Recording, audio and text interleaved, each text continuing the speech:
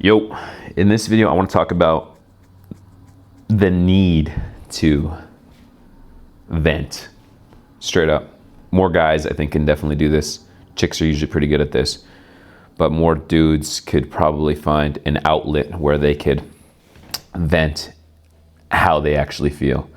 Now, this might seem, counter alpha or counter stoicism or whatever, but honestly, after I made that video last week about, kind of my food addiction and getting through and figuring out all this, why I feel this way, why is it so hard to quit that when, smoking and drinking are so easy to quit compared to those things for me. And honestly, just getting that vent session in was a huge relief off of my shoulders. It's really funny. And I think just more people can do it, no matter what it is. Like, we are so caught up in social media, especially for dudes. It's so distorted to see what toughness is and what mental fortitude is, when in reality, the strongest people are the ones who are not afraid to be vulnerable. That is something that I recognize daily. You see a dude going through shit and asking for help, or just instead of ending, a lot of dudes will probably just end up offing themselves, and that's why the 50-year-old and up portion of men commit the most suicide compared to all other age groups. It's because they're just holding on to so much shit because they are not venting it out. They're not getting their feelings out. I know it sounds so weak or whack or whatever you want to call it, and it really doesn't matter, because straight up that vent session that I had last week to myself on YouTube, which anyone can do, and don't even be afraid of anything because you're not going to get that many views anyways. So that vent session made me feel so much better and has completely alternated the approach that I've taken with my food addiction problems. And I did the quotes there because oh my God. All right. Got some gunk in my throat. Pause. But anyways, I just wanted, I want people to vent more. I want dudes to vent more because, not a lot of people have a lot of friends. Even I'm kind of out of the country and I'm in a new place and I don't really have that many friends. And so I can call my friends to vent. But honestly, I've just been using YouTube because it's an outlet. It doesn't matter. And nobody's watching these videos, so I'm not too pressed if people think that I'm a certain type of way, or that they think I'm a bitch or I'm a pussy or something like that for venting on how I feel, because I got issues. Everybody's got issues. People need to relate to other people. If you got problems, other people probably got the same problems. So why don't you share your experience, and then that way you can actually get on top of them and figure them out. So the major realization I've had this last week was that though I have been a yo-yo dieter in my entire life, I've been cycling of binges and feeling like shit, and the cycle of just being pissed at yourself for not reaching your fullest ambitions or potential pisses me off. Of course, the cognitive dissonance associated with all this is really devastating. But I have truly, I think, and this is gonna, it's going to take some time, and it's not just going to happen overnight. It wasn't a switch flicked in my head where I'm okay, I'm no longer addicted to food. I'm not binging anymore. No, it's more I understand that food does not have to have this power over me.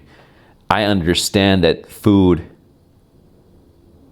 it doesn't have to be that deep, I don't have to have this addiction, my shadow realm, my inner child doesn't have to be totally consumed by this thing in order to sedate me or whatever. This is that understanding, that self-awareness of knowing that even exists can help me dissociate and detach from the feeling that this food has the power over me, which it doesn't.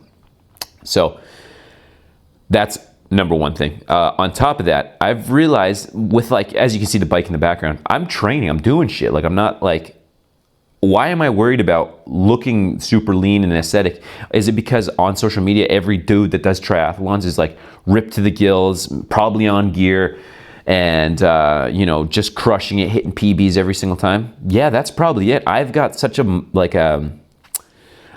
we live in such like a hyperbolic chamber when we're on social media, and we see that everybody's perfect, everybody's doing everything that you want, and everybody's so good at what you want to do, and they just come out from the woodworks and they just like do their first race and they're better than you at everything, and it's so frustrating. And it's like, okay, that's not real life. Most people aren't like that.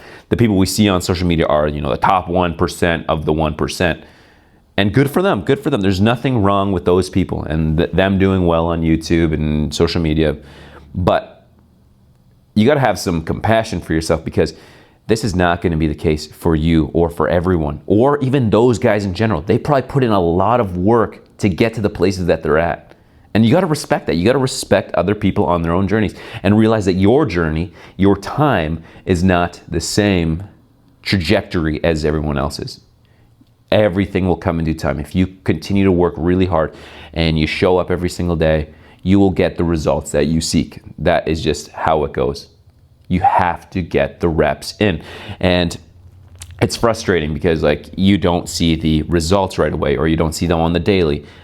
You have to understand that delayed gratification, that 1% better every single day, is never gonna show up and just like hit you all at once. No, it's gonna just slowly get better and better, and it's gonna take years, and it's gonna take time, and it's frustrating and annoying, and it's like, oh, why can't I be like this social media influencer who's just got it all made and perfect? It's like, dude, people got other things going on too. Like they got their own lives where things suck, and yeah, maybe they're crushing on social media, maybe they're crushing it in how we perceive them, but they might have stuff going on in the background too. And so really take a break from yourself and don't worry about what other people are doing. Stay in your own lane.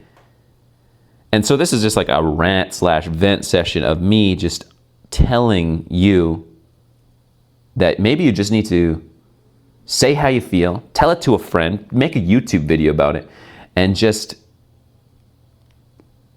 let go of like the immediate result. Let go of the thought that you have to be a certain type of way.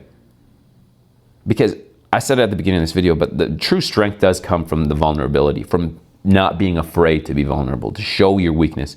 Because everybody wants to be tough. Everybody wants to show that they're super strong, super great at everything, be perfect, do everything. But that keeps people mediocre. It really does. Like if you don't address your weakness, if you don't address the shitty things about you, your shadow, your inner child problems, then you will never grow out of it. And then you'll remain stagnant. And that's the ultimate, enemy against your self-improvement journey. So where am I getting at with all this is I had a great week, and this is kind of like just a journal entry for me too. This is just like an event session for me. And I realized in my whole food addiction journey that ultimately eating for performance is way, way better than eating for the aesthetic goal. The aesthetic goal can be an off-season goal. But if I'm training for an Ironman, if I'm training for triathlons, if you're training for anything, for a powerlifting meet or figure skating or whatever it might be, eat and fuel for the event, not for your vain goals. That will come with it. Yes, athletes look beautiful, they're aesthetic, they have all these things, but they are also fueling for their goals, which is not the aesthetic goal, it's the performance goal. So if you want to do really well, you'll eat like an athlete, and you'll later on the aesthetic goal of becoming, someone that looks like this athlete will follow behind. It's a lagging indicator. Your aesthetic goals is a lagging indicator of your performance. Your performance is going to go up first. You're going to eat, you're going to feel good, you're going to feel energetic, you're going to recover. It's going to be amazing. You're going to have a higher threshold for the amount of workouts that you can do. You're going to do more volume. You're going to be getting better in that realm. And as you do that, the body will come with it. And that's just the realization that I've been having. I had such an amazing week of training, and I have felt so good, energized, sleeping good. And has my diet been perfect? Have I not eaten all the addicting things that I like? No, I ate less of it, but I ate more focused on performance and showing up every day and getting more runs and getting more bikes in and having quality swimming sessions.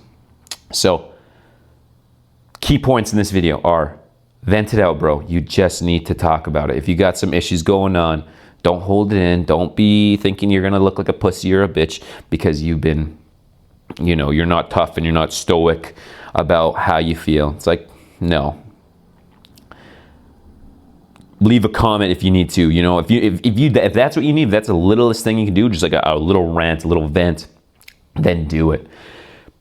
Talk to your friends, talk to your families. You don't got any friends or families? Make a YouTube video. Bro, if you got 0 subs, if you got 0 people watching you, make a YouTube video about your struggles. There's nothing wrong with that. In fact, people are gonna like you more and relate to you more and probably wanna follow your journey if you're working on something that they have issues with. Because you're just relating to people. That's what this whole game is all about. Relating to people, building connection. So, vent it out, eat for performance, and really none of this shit is that deep, man. Just like have fun. Life is so short. And you just gotta remember to be grateful for everything that you got. And this might be the dumbest video ever. This might help you. Hopefully it does. Helps me. And I'm just venting. Nobody's watching it, so I don't mind. So I'm just gonna keep doing this. I'm just gonna keep making videos because it allows me to get better. It allows me to work on my public speaking, work on being comfortable in front of the camera, and addressing my problems. So with that, always remember to rep the set. I'll see you in the next one.